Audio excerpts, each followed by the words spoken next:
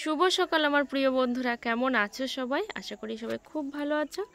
তো সকালবেলা দেখো এখন 7টার মতো বাজে। প্রচুর কুয়াশা দেখতে পাচ্ছ, কুয়াশা বৃষ্টি যেটা বলে সেটাই হচ্ছে। ভোরবেলা কিন্তু কুয়াশাটা ছিল না, চারিদিকে কিন্তু কুয়াশার কুয়াশা। জানি যারা শহরে বাস করো তারা কিন্তু কুয়াশাটা বেশিই দেখো, আমরা গ্রামের মানুষ কুয়াশাটা একটু কমই দেখি, কারণ আমাদের তো এখানে পলিউশনটা কম, সেই জন্য। তো এই যে দেখো আমাদের গাছও দেখা যাচ্ছে না, কুল গাছটাও ঠিক করে দেখা যাচ্ছে না। তো বাইরে দেখতে পাচ্ছ কতটা কুয়াশা পড়েছে, আর কুয়াশার মধ্যে ভাবলাম যে না, ব্লগটা এখান থেকেই শ্যুট করি, কারণ অনেক দিন হলো ব্লগ দেওয়া হয় না, সেই জন্যই কিন্তু ব্লগটা শ্যুট করতে দাঁড়িয়ে পড়েছি। এখন প্রচুর কাজ করতে হবে, কি কাজ সেটা নিজেও জানি না, কিন্তু প্রচুর গোছানো আছে। তো চলো ব্লগটা সারাদিন দেখতে থাকো, কি কি করি আর না করি। এখন ঘর বারান্দাগুলো ঝাড় দিয়ে নিচ্ছি, আর এখান থেকে ঝাড় দিয়ে তারপরে যাব নিচে। তো আমার হাজব্যান্ড বাড়িতে নেই, আমার হাজব্যান্ড গেছে মাছ ধরতে নদীতে। তো ওর একটু নেশায় আছে মাছ ধরার। তো গত বছর গিয়েছিল মাছ ধরতে, আর এবছর গেল, মানে 1 বছর পরে কিন্তু আবারও গেছে। যাই হোক, সকালে বাড়ি না থাকলে ভালো লাগে না, আর সেই ফিরবে বিকালবেলা, মানে নদীতেই যায় মাছ ধরতে, যে আমাদের সুন্দরবনের জঙ্গল ওর মধ্যে। তো এখন দেখো মুরগিগুলোকে নিয়ে বেরিয়ে পড়েছি, কারণ ঘরটা না খুলে দিয়েছি, সেই জন্য কিন্তু অনেকটাই চাপ হয়ে যায়। মানে এই 2-3টে মুরগি অথচ চারিদিকে রাখতে হয়, তো সেই জন্য সমস্যাটা একটু বেশি হয়ে যায়। দেখো এত ঘন কুয়াশা পড়েছে যে ঠিক করে না বা দূরটা দেখাও যাচ্ছে না। তো এই চাদর গায়ে দিয়ে কোনো কাজই হচ্ছিল না, সেই জন্য কিন্তু চাদরটা আমি আবার খুলে রেখে দিলাম। এখন দেখো মুরগিগুলো বেঁধে তারপরে চলে এসেছি জল গরম করতে, কারণ জল গরম করে স্নান না করলে আমি সত্যি কোনো মতে স্নান করতে পারবো না। কারণ আজকে যথেষ্ট ঠান্ডা পড়েছে, গতকালকে আবার একদমই ঠান্ডা ছিল না, গতকালকে তো সরস্বতী পূজা ছিল। তো আজকে আবার প্রচুর ঠান্ডা পড়েছে, তো সেই জন্য বেশি হচ্ছে কষ্ট হচ্ছে স্নানটা সারতে। সেই জন্য দেখো আমি এখন জলটা গরম করব, আর এখন বাজে ওই 7:30টার কাছাকাছি। তো স্নান করে ঠাকুর পূজা দিয়ে তারপর হচ্ছে অন্যান্য কাজবাজ করব। তো আজকে ভাবছিলাম একটা চুড়িদার কাটবো, কিন্তু সেটা আর হবে না হয়তো, কারণ একটার পর একটা দেখছি কাজ যেন সামনে এসেই জুটেছে। আমার হাজব্যান্ড মাছ ধরতে যাওয়ার সময় বলেছিল যে তোমার আজকে বেশি কাজ করার দরকার নেই, কারণ শরীরটা কিন্তু খুবই খারাপ কয়েকদিন ধরে। তো সেই জন্য বেশি কিছু করতে হবে না। কিন্তু ওই যে বাড়ি নেই, একটা না একটা একটা না একটা করতেই হচ্ছে। আর গ্রামের মানুষ মানে বুঝতেই পারছো, উল্টো পাল্টা খুঁটিনাটি যেসব কাজে কোনো রকম শুধু কষ্ট আর শরীর ক্ষয়, তাছাড়া আর কিচ্ছু নেই, বা কিছু পাওয়াও যায় না, সেই সব কাজেই কিন্তু গ্রামের মানুষদেরই করতে হয়। ওদিকে মুরগিগুলোকে বের করে দিয়ে তারপর এদিকে চলে এসেছি দেখো ঝাড় দিতে। তো কত তাড়াতাড়ি যে কাজগুলো আমাকে করতে হয় সেটা একমাত্র আমিই জানি, আর একমাত্র ভগবান জানে। আর সত্যি দ্বিতীয় কেউ জানে না, বা কাউকে বোঝানোও যাবে না। আর যেসব মানুষেরা নিজের থেকে বোঝে না বা দেখেও দেখে না, সত্যি তাদের কথা তো বলারই নেই। তো এখানে দেখো আমার হাজব্যান্ড মাছ ধরে নিয়ে এসেছিলো, সেগুলো হচ্ছে কাটাকুটি হচ্ছে, কারণ আমি গতকালকে যেটুকু পেরেছিলাম কেটে রান্না করেছিলাম। এই মাছগুলো কাটতে বসলে আমি আর হচ্ছে অন্য কিছু করতে পারবো না। হ্যাঁ, বেশিরভাগ মাছ কিন্তু আমিই কাটি। তো তারপরেও দেখলাম যে না, মাছের তো ভাগ দেবো ওই দিদিকে, তো সেই জন্য বরং ওই মাছটা কাটতেই বলি, সেই জন্য দেখো কাটতে বসিয়ে দিয়ে এদিকে আমি উঠোনটা ঝাড় দিয়ে নিচ্ছি। আর উঠোনটা অনেকটা বড় হওয়ার কারণে সময় কিন্তু একটু বেশিই লাগে। স্নান করে ঠাকুর পূজা দিতে চলে এসেছি, আর ঠাকুর পূজাটা দেওয়াও আমার হয়ে গেছে প্রায়। তো এইখানে হচ্ছে ঠাকুর তো এখন থাকে, অনেকেই দেখেছো তোমরা। আর কয়েকদিন হলো তোমাদের কোনো ভিডিও আমি দেখতে পাচ্ছি না, কেউ চিন্তা করো না, সবার ভিডিও আমি দেখে নেব একসঙ্গে, 2-3টে যা আছে। তো এখানে দেখো এইটা নিয়েই কিন্তু সমস্যাটা হয়েছে, আর এইটা নিয়েই একটু কথা কাটাকাটিও হয়ে গেল। আমি বারবার করে বলি যে এইভাবে জিনিস যারা ফ্রিজে রাখো তারা অবশ্যই জানো, যেরকমভাবে জিনিস হয়তো রাখে না, মানে আলগা করে কোনো জিনিসপত্র হয়তো রাখে না, বিশেষ করে মাছ মাংস।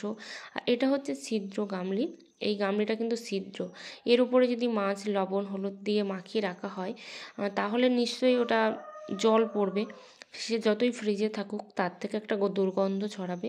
তো সেই জন্য বলেছিলাম যে একটু করতে, তো বলেনি তো তারপরেও যখন করেছো তো একটু তো ভালোভাবেই করা যেত, মানে ভালো পাত্রে রাখা যেত।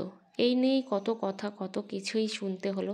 সত্যি কথা, একটা শ্বশুরবাড়িতে বা বিয়ের পরে যে কত কিছু শুনতে হয় তার সত্যি কোনো ঠিক ঠিকানা নেই।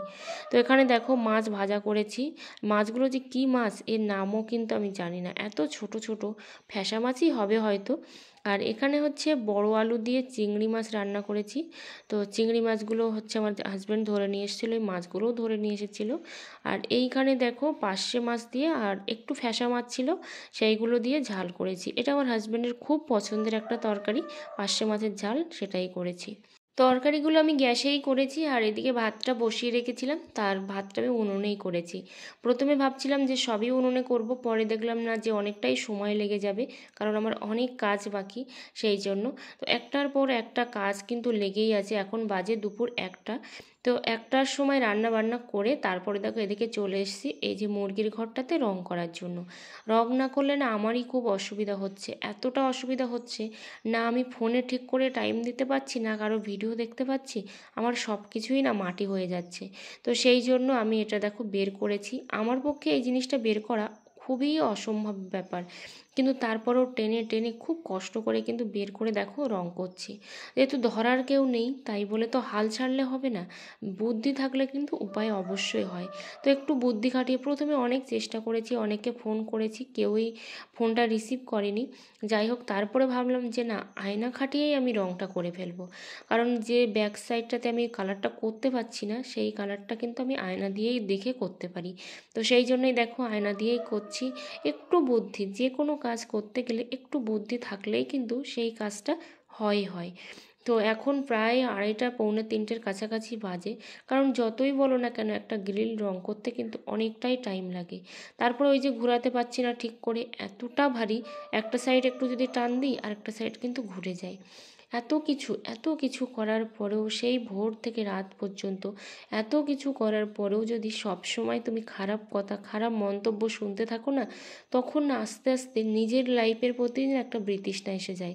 তো আমারও মাঝে মধ্যে তেমনই হয় যে হয়তো এই লাইফটা রেখে লাভ নেই। তো এখন 3:30 বাজে, দেখো আমি ভাত খেতে বসছি। তো ভাত এখন খাবো, খেয়ে তারপর যে কী কাজ করব একমাত্র সেটা ভগবানই জানে। আর তোমরা সেটা দেখতে থাকো। আমার ব্লগটা যদি একটুও তোমাদের ভালো লেগে থাকে অবশ্যই একটা লাইক কমেন্ট করো, আর চ্যানেলে নতুন বন্ধু হয়ে থাকলে চ্যানেলটা সাবস্ক্রাইব করে পাশে থেকো। এটুকুই আমার বলার। তো অনেক দিন হলো কারোর ভিডিও দেখতে পাচ্ছি না, আবারও বলছি তোমরা কেউ রাগ করো না, সবার ভিডিও আমি দেখে নেব। তো তারপরে দেখো থালাটা ধুয়ে ভাবলাম যে একটু বাগান থেকে ঘুরে আসি। বাগানে এসে দেখি বিরাট খারাপ অবস্থা, এই আলু গাছগুলো সবই ছিঁড়েছি। যেহেতু আমার কাছে ফোন ছিল না সেই মুহূর্তে, সেই জন্য আর ক্যামেরা বন্দি করতে পারিনি। আর ক্যামেরা বন্দি করতে গেলে আমার আর কাজে মন বসতো না, সেই জন্য আর কিন্তু আমি বসতেও পারিনি, তোমাদেরকে শেয়ার করতেও পারিনি। তারপর আমার এই যা এসেছিল, ওই দিদিটা আসার পরে আমি বললাম একটু দেখো, কারণ এই দিদিটা কিন্তু ইঁদুরের খাদ বা ইঁদুর মারার জন্য খুবই এক্সপার্ট। তো সেই জন্য ডেকে দেখাতে দেখাতে দেখে মানে পুরো বাগান জুড়ে কিন্তু ইঁদুরের খাদ। যদিও একটা ইঁদুর পাওয়া গেছিলো, আর ইঁদুর পাওয়া যায়নি। তো প্রচুর খারাপ অবস্থা। তো সবাই একটু এসে রাস্তা দিয়ে যাচ্ছিলো, যেতে যেতে দেখো সবাই চলে এসছে দেখতে যে কী অবস্থার, কতটা সিরিয়াস অবস্থা। তো কিছু কিছু আলু তুলে নিচ্ছি যেখানে খাদের কাছাকাছি, তো সেই আলুগুলো তুলে নিচ্ছি, আর বাকি আলুগুলো কিন্তু বলছে থাক ওইভাবেই হবে।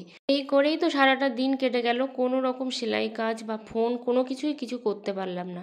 তো তারপরে দেখো এখানে হচ্ছে বিরিয়ানি, খুব খেতে ইচ্ছা করছিল, যদিও এটা গতকালকের ভিডিও ছিল, আজকে ভিডিও নয় এটা। তো বিরিয়ানি আমার খুব পছন্দের একটা জিনিস, 1 প্লেটেই এনেছিল, আর সেটা দেখো 3জন মিলে ভাগ করে খাচ্ছি, কারণ সবাই মিলে ভাগ করে খাওয়ার আনন্দটাই কিন্তু আলাদা। সবাই ভালো থেকো, সুস্থ থেকো।